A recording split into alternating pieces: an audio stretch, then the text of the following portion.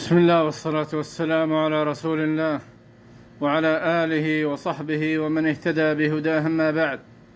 سلسلة سير الصحابة رضي الله عنهم، الحلقة الرابعة: نزول الملائكة على هيئة الزبير بن العوام رضي الله عنه والثناء عليه.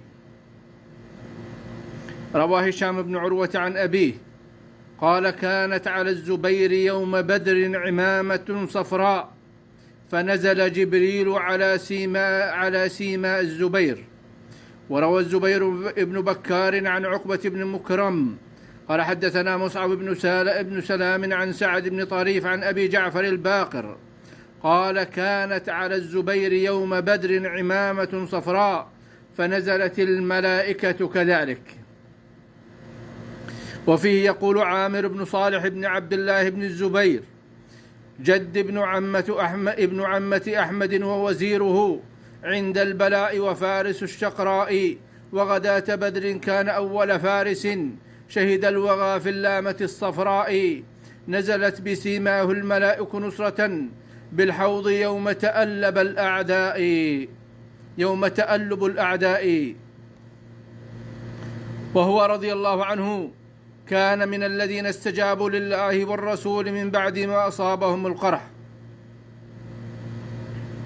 فعن هشام بن عروة عن أبيه عن عائشة رضي الله عنها قالت: يا ابن أختي، كان أبواك يعني الزبير وأبا بكر من الذين استجابوا لله والرسول من بعد ما أصابهم القرح، لما انصرف المشركون من أحد وأصاب النبي صلى الله عليه وسلم وأصحابه ما أصابهم، خاف أن يرجعوا، فقال: من ينتدب لهؤلاء في آثارهم حتى يعلموا أن بنا قوة؟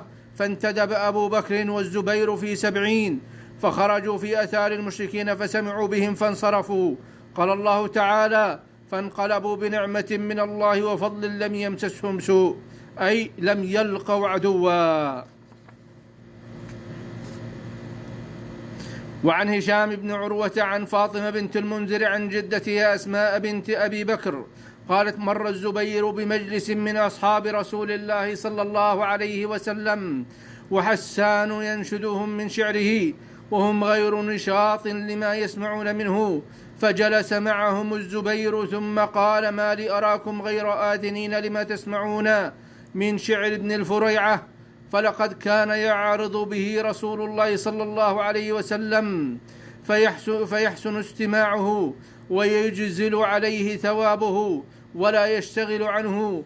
فقال حسان رضي الله عنه يمدح الزبير: أقام على عهد النبي وهديه حواريه والقول بالفعل يعدل، أقام على منهاجه وطريقه يوالي ولي الحق والحق أعدل، هو الفارس المشهور والبطل الذي يصول إذا ما كان يوم محجل، إذا كشفت عن ساقها الحرب حشها بأبيض سباق إلى الموت يرقل، وإن امرأ كانت صفية أمه ومن أسد في بيتها لمؤثل، له من رسول الله قربى قريبة ومن نصرة الإسلام مجد مؤثل، فكم كربة ذب الزبير بسيفه عن المصطفى والله يعطي فيجزل، ثناؤك خير من فعال معاشر وفعلك يا ابن الهاشمية أفضل. روى جويرية بن أسماء قال: باع الزبير دارا له ب600,000، فقيل له: يا أبا عبد الله غبنت؟ قال: كلا، هي في سبيل الله. فكان كريم النفس كريم النسب، وهو ابن عمة رسول الله صلى الله عليه وسلم. فرضي الله تعالى عن الزبير بن العوام ورضي الله عن الصحابة أجمعين، وجمعنا بهم في جنات النعيم، والله تعالى أعلم.